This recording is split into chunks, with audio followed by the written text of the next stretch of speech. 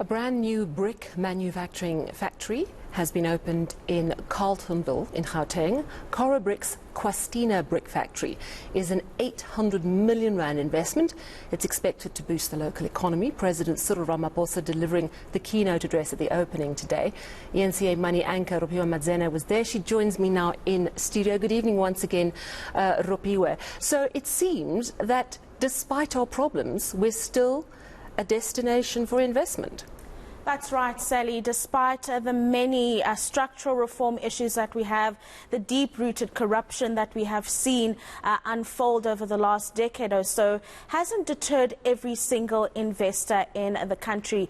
In fact, what the President alluded to in his keynote address this afternoon was the fact that what he's seen in the investment conference that he initiated about 4 years ago, that there is still a healthy appetite for what South Africa has to offer.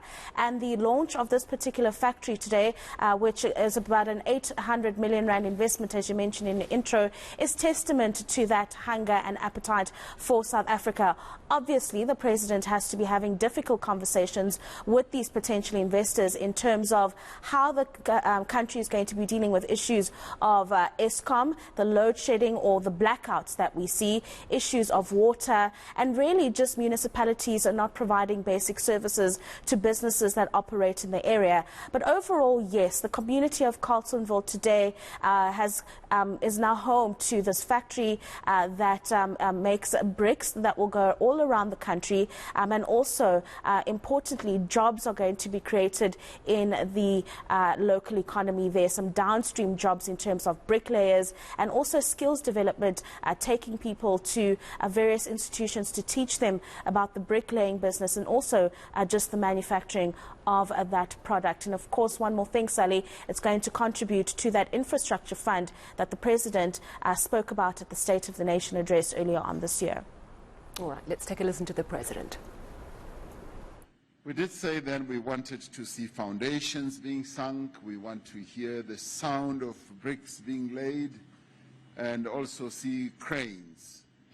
And we said that we want to see factories being built from the commitments that were made, and we also wanted to see people being employed.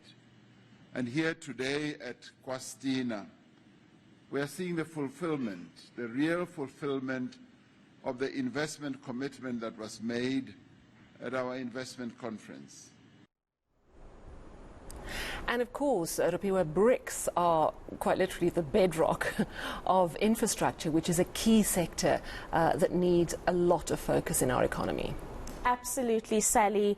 You took the words right out of my mouth there. But yes, the bedrock of the economy, really just literally building up what has been an economy decimated by various elements, including the pandemic, and now most recently the rains and the heavy flooding in KZN. So two components here, the infrastructure sector as well as the manufacturing sector, two of the sectors that employ some of the most people in the country. They've also been struggling because of those electricity issues, but we listen to Eskom and the promises that they make, but also the fact that we've got businesses getting off the grid and producing their own power, and so industries of this nature are going to thrive once again and contribute to the growth of the economy. Let's just listen to what the President had to say when it came to the investment in this particular sector. Infrastructure projects are vital to our economic recovery, particularly because infrastructure has a multiplier effect throughout the economy, but also more importantly, throughout societies, as it has an immediate and direct impact on improving livelihoods. This story now. The production line of Aspen's vaccine against COVID-19 hangs in the balance. The company says it needs clear commitments within weeks from African governments for orders from its Gqeberha plant. Aspen says if it does not receive orders for the Aspinovax jab, it will recommit the production line to more in-demand anesthetics. The drug maker says it has been let down by the lack of interest in the shots, which is a locally made version of Johnson & Johnson's dose. The company's head of strategic trade, Stavros Nikolaou, has warned that the apparent complacency could be dangerous. I mean, we should just cast our minds back 18 months ago, there was this frenzied scramble to secure vaccines for the continent. And of course, the continent found itself at the back end of the queue because there was no capacity on the continent.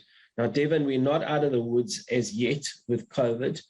Our continent is significantly under-vaccinated, and there's a good and strong rationale why we should be escalating this challenge to ensure that we retain this capacity on the continent, and in so doing, ensure that we are one step further in health sovereignty for the continent, which is what the WHO and the Africa CDC are calling for continuously. So we cannot afford to lose this capacity. It's inconceivable and counterintuitive.